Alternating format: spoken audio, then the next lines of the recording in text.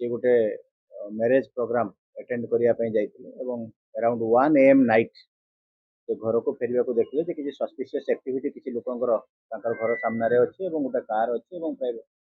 5 person से car पाखे अच्छा घर भर को पशिया चेष्टा करें सी जो अटकवाई चेष्टा कले एक्यूज मैंने अप्रिहेंड करते नेक्स्ट टाइम रे निश्चित कोई पुलिस इनफॉरमेशन पाई पुलिस इनफॉरमेशन पाई सारा तत्क्षणात आईएससी निश्चित कोहली स्टाफ एक्शन को आसी जाते एक्शन को आसला स्टाफ एफर्ट करते इमिडिएटली इंटरव्यून करने तत्क्षणात से केस रे पुलिस इंटरव्यून करथिला जेहेतु ये गोटे घटना घटला से रिपोर्ट उपरे निश्चित कोहली थाना रे गोटे डकैती केस 89 13/3/2026 रे गोटे रेजिस्ट्रेशन हो सारा एटा जेहेतु गोटे स्पेसिफिक ग्रुप ऑफ क्रिमिनल्स एभलिया टाइप ऑफ क्राइम करती आम इमिडिएटली गोटे टीम कन्स्टिट्यूट करथिलु आम टीम रे स्पेशल स्क्वाड आमर स्टाफ थिले आईएससी निश्चिंत कोहली रही ISC Mahanga PS ISC Salepur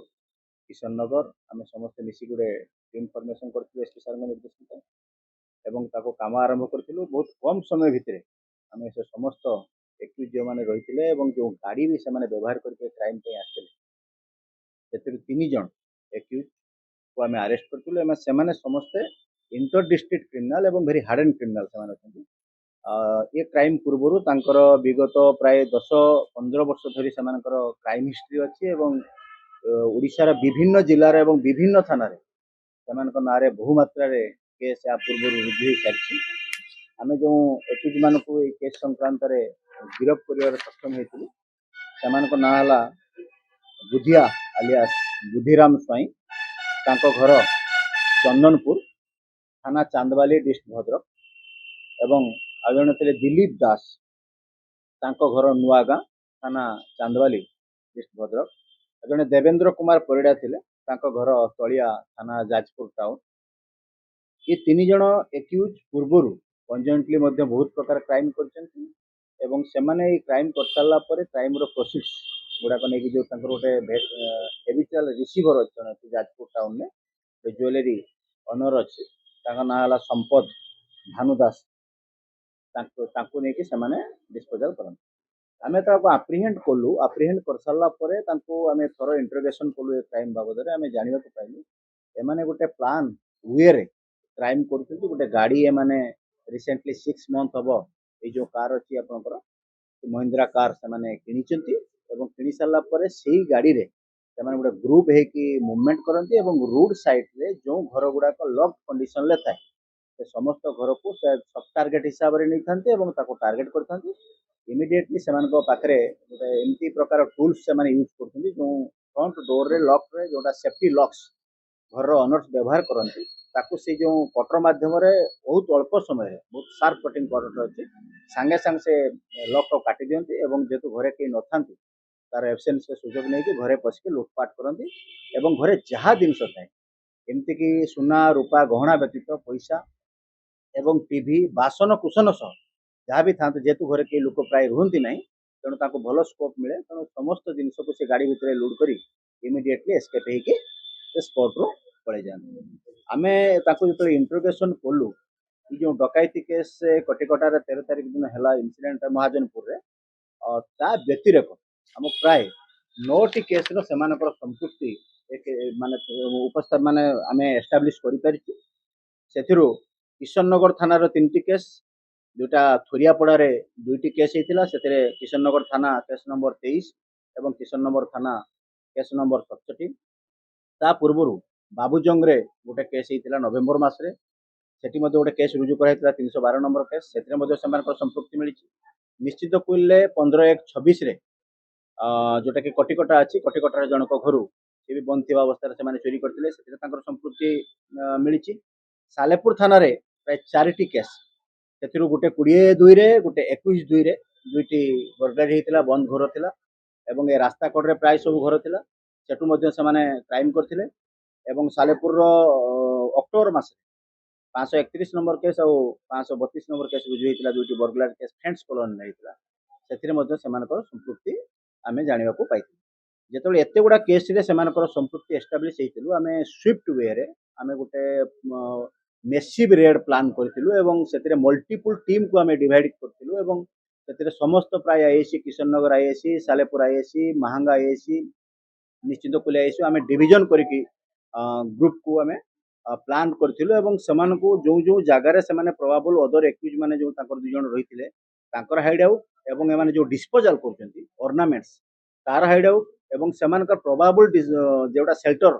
ମାନେ ହୋର୍ଡିଂ କରିକିଛନ୍ତି ଯେଉଁ ଷ୍ଟୋଲେନ୍ ପ୍ରପର୍ଟି ସେ ବାବଦରେ ମଧ୍ୟ ଆମେ ଇନଫର୍ମେସନ୍ କଲେକ୍ସନ୍ କରିକି ସବୁ ଟିମ୍କୁ ଆମେ ଡେସ୍ପାଚ୍ କରିଥିଲୁ ଏବଂ ପ୍ରତ୍ୟେକ ଟିମ୍ ଏ ବାବଦରେ ଇଫେକ୍ଟିଭଲି କାମ କରିଥିଲେ ଏବଂ ସେହି ଅନୁସାରେ ଆମେ ଏମାନେ ଯେଉଁ ଗୋଲ୍ଡ ଜୁଏଲାରୀ ଯେଉଁ ଡିସ୍ପୋଜାଲ୍ କରନ୍ତି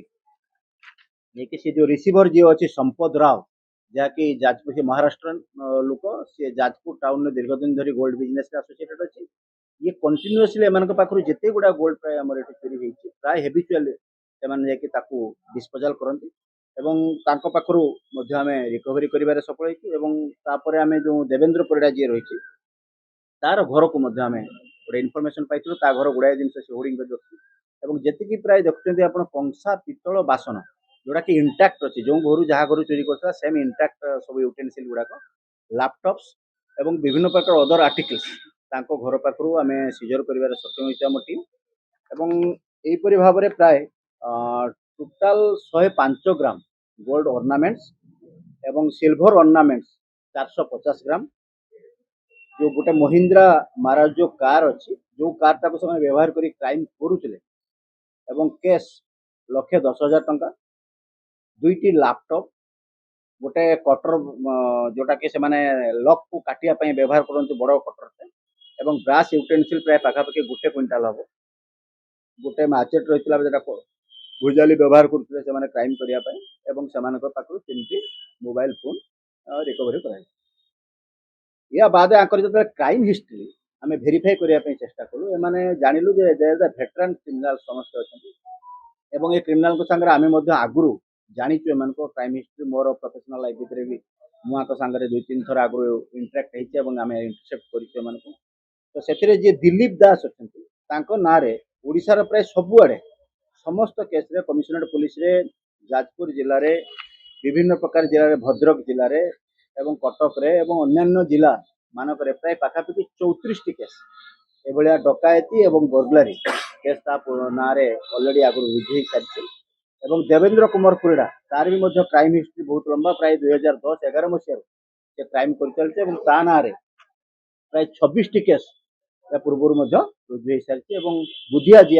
स्ट्रंग आसोसिएट अच्छी ता ना 16टी केस विभिन्न प्रकार थाना ता ना रुजु एवं जे संपद राव रिसीवर अच्छी सी भी प्राय जो डकायती केस व्यतीत आउ 3टी केस रे तार जो गोल्ड ज्वेलरी से रिसीव करथिला स्टोलन प्रॉपर्टी से संक्रांत रे तार इन्वॉल्वमेंट एस्टाब्लिश ए केस रे आउ 2 जण तांकर एसोसिएट्स अछंती आमे तांकर नाम उल्लेख करू ना किंतु सेमान को धरिया पे हम टीम कंटिन्यूअसली ऑन अछंती एवं बहुत शीघ्र सेमान को आमे अप्रिहेंड करिवो एवं टीम रो समस्त मेंबर को हमर टारगेट रही जे बहुत शीघ्र आमे तांको बिहाइंड द बार आनिबो।